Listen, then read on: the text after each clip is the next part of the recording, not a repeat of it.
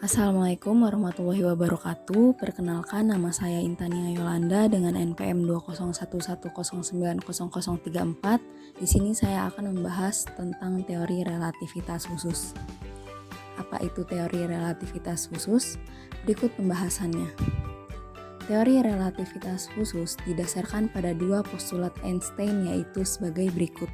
Yang pertama, hukum fisika dapat dinyatakan dalam bentuk matematis yang sama, meskipun diamati dari kerangka acuan yang bergerak dengan kecepatan tetap terhadap kerangka acuan yang lain. Yang kedua, kelajuan cahaya dalam ruang hampa adalah konstan untuk semua pengamat, tidak bergantung pada gerak sumber cahaya maupun pengamat. Yang pertama, relativitas kecepatan. Tidak ada kecepatan yang melebihi kecepatan cahaya. Rumus penjumlahan kecepatan relativitas adalah sebagai berikut. V aksen sama dengan V1 plus V2 per 1 plus V1 dikali V2 per C kuadrat. Yang kedua, relativitas panjang. Menurut teori ini, jika benda bergerak mendekati kecepatan cahaya, maka panjang benda seolah-olah tampak memendek atau kontraksi panjang. Apabila diukur oleh pengamat yang diam terhadap benda tersebut, relativitas panjang bisa dirumuskan sebagai berikut. L sama dengan L0 akar 1 min V kuadrat per C kuadrat. Yang ketiga yaitu relativitas massa. Jadi, menurut Einstein, massa benda yang bergerak M akan lebih besar daripada massa benda tersebut saat diam atau M0. Rumusnya sebagai berikut. M sama dengan M0 per akar 1 min V kuadrat per C kuadrat. Yang keempat, relativitas waktu. Merupakan waktu yang diukur oleh sebuah jam yang bergerak terhadap kejadian lebih besar daripada jam yang diam terhadap kejadian. Relativitas waktu bisa dirumuskan sebagai berikut. Delta T sama dengan T0 per akar 1 min V kuadrat per C kuadrat. Yang kelima, kesetaraan massa dan energi. Menurut Einstein, jika terjadi penyusutan massa, maka akan timbul energi. Hal ini menunjukkan adanya kesetaraan massa dan energi. Benda yang diam maupun bergerak memiliki energi. Energi saat benda diam dan saat bergerak atau energi total dapat dirumuskan sebagai berikut. E0 sama dengan M0 dikali C kuadrat.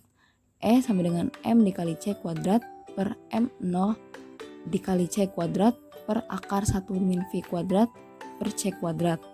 Sementara itu, hubungan antara energi total, energi diam, dan energi kinetik adalah sebagai berikut. E sama dengan E0 plus EK. EK sama dengan M0 dikali C kuadrat per akar 1 min V kuadrat per C kuadrat min M0 dikali C kuadrat. Lalu yang keenam ada momentum relativistik. Tiap benda yang bergerak dengan kecepatan V memiliki momentum linear yang berbanding lurus dengan massa dan kecepatannya. Momentum suatu benda bergerak dengan kecepatan mendekati kecepatan cahaya C akan mengalami perubahan dalam momentum tersebut karena mengalami gejala relativitas. Berikut rumusnya. E sama dengan M dikali V sama dengan M0 dikali V per akar 1 min V kuadrat per C kuadrat. E kuadrat sama dengan E0 kuadrat plus P dikali C kuadrat. Contoh soal yang pertama yaitu seorang astronot berada di stasiun luar angkasa mengamati dua buah pesawat A dan B yang datang menuju stasiun luar angkasa masing-masing dari arah yang berlawanan dengan laju VA sama dengan VB sama dengan 0,25 C. Maka kelajuan pesawat A menurut astronot di pesawat B adalah yaitu diketahui VA dan VB yaitu 0,25 C. Ditanya V. Setelah kita mengetahui kecepatan masing-masing pesawat, dapat kita hitung dengan rumus berikut. V sama dengan VA plus VB per 1 ditambah VA dikali VB per C kuadrat. V sama dengan 0,25 C ditambah 0,25 C per 1 plus 0,25 C dikali 0,25 C per C kuadrat. V sama dengan 0,5 C per 1 plus 0,0625 C kuadrat per C kuadrat.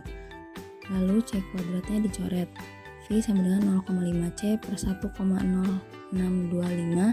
V sama dengan 8 per 17 C. Penerapan teori relativitas pada kehidupan sehari-hari yaitu contohnya cahaya.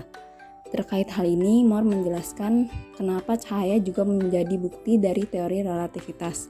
Tidak hanya medan magnet, cahaya juga tidak akan kita kenal seperti sekarang. karena relativitas membutuhkan perubahan dan pergerakan di medan elektromagnetik dalam sebuah kurun waktu serta tidak terjadi secara instan. Jika relativitas tidak membutuhkan syarat ini, maka perubahan di medan listrik akan terjadi secara instan, tidak melalui gelombang magnetik. Alhasil, magnet dan cahaya akhirnya tidak diperlukan. Sekian pembahasan tentang teori relativitas khusus. Terima kasih. Wassalamualaikum warahmatullahi wabarakatuh.